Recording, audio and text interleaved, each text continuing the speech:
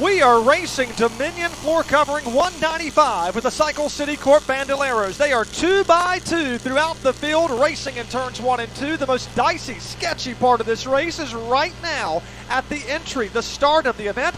Dialing up the high lane, that's Landon Burbage from Eastern North Carolina. One car out of shape. He's going to hold it together. That's Penelope Carlisle. That car is bouncing back and forth. Watching the 04, James Monolo. That's not a name we talked about a lot as we see Tuggy Case get out of shape coming through turn number 2. Looked like Tuggy Case was racing Penelope Carlisle for that third spot. We got cars going around behind them, including the 31 of Georgia Kazi. They've got the lap traffic of Jace Rogers just in front of them. But Burbage is hoping to keep it clean and steady here to come around and collect the checkered flag.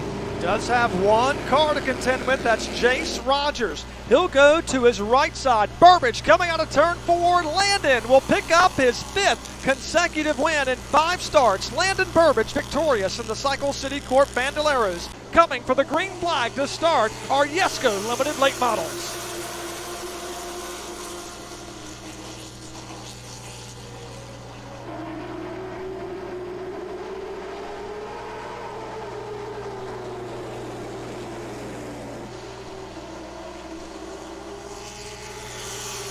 The battle for the lead, it's happening to the left side of your frame. Weiss is there, applies pressure to the back bumper of Jacob Derrick off of turn number 4 with 5 laps to go. On the right side of your frame, we're watching the 95 and 99 of Danny Harrell and Sparky West battle it out for 8th spot. Again, why is that important? Because that could be the pole position for race 2. Adley Weiss to the inside of Jacob Derrick. Weiss will go to the point. New race leader with 4 laps to go. After engine problems earlier today in practice, here he comes off of turn 4 for the first time. Adley Weiss wins the limited late models at Langley Speedway. Here comes the battle for position number 7.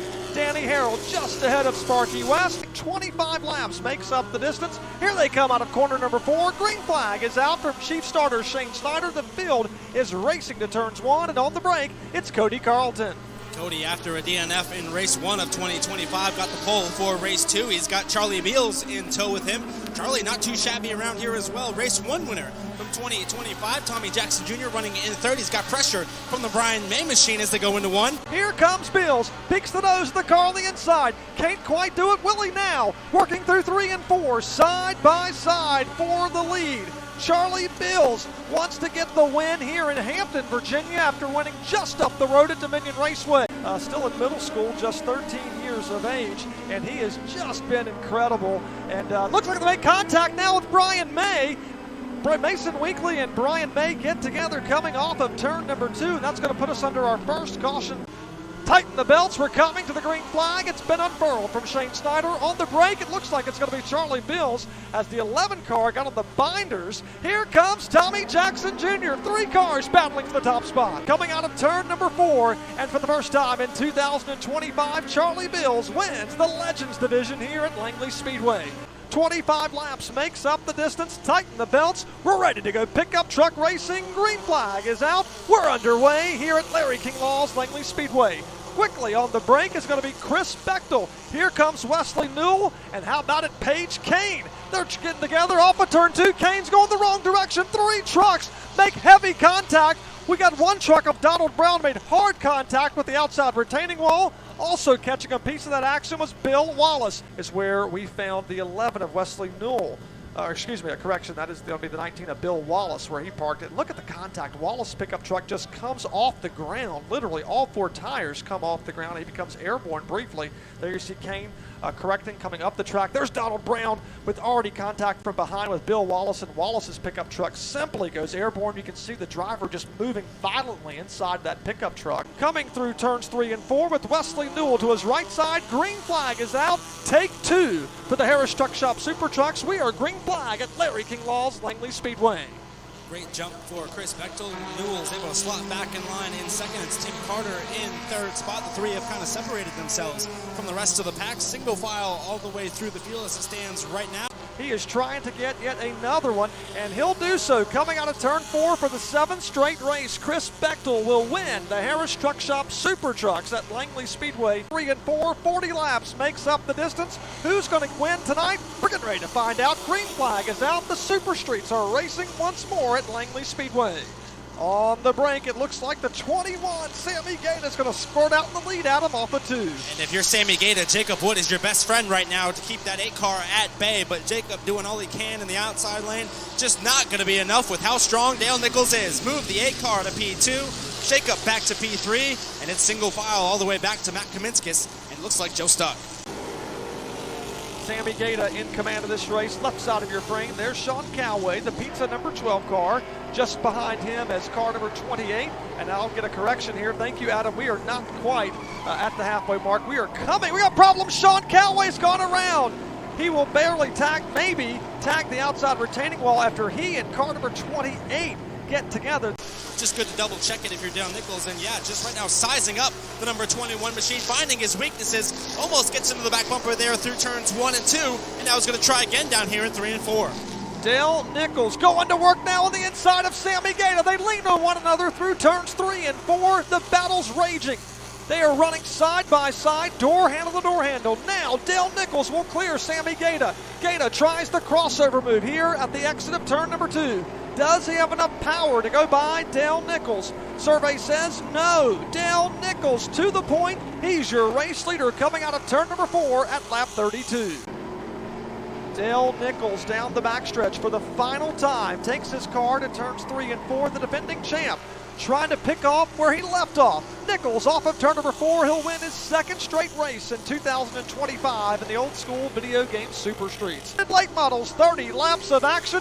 Green flag is out. We are limited late models racing. They are 2 by 2 all throughout the field.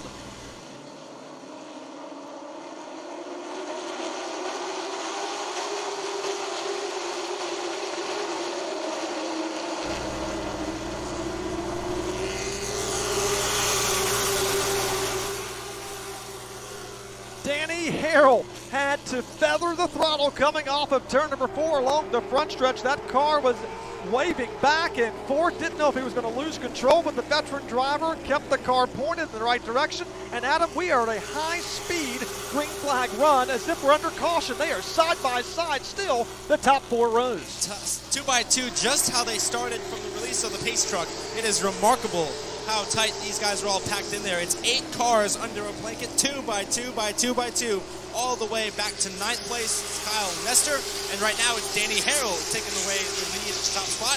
He's going to go around the outside of Sparky West. The back ends are kicking out underneath them. Meanwhile, Sparky West loses control through turns 1 and 2, holds on to it. That'll allow the 88 of Brian Runstrom Jr. to squeak by. They're 3 wide now in turn number 3. Sparky West has slowed considerably. That allowed the 9 of 8 Millette to go by, and Adam, the 99, has problems. Battle for the lead now in turns 3 and 4. Brian Runstrom Jr. to the inside of car number 95, Danny Harrell. Put Brian Runstrom Jr. at the point.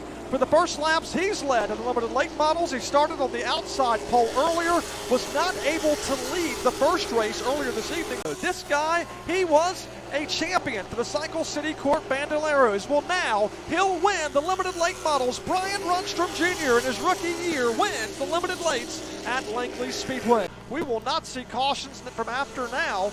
Anytime we need to stop the race, we'll get the red flag. Green flag is out. The Enduros are underway quickly, skirting out in the lead.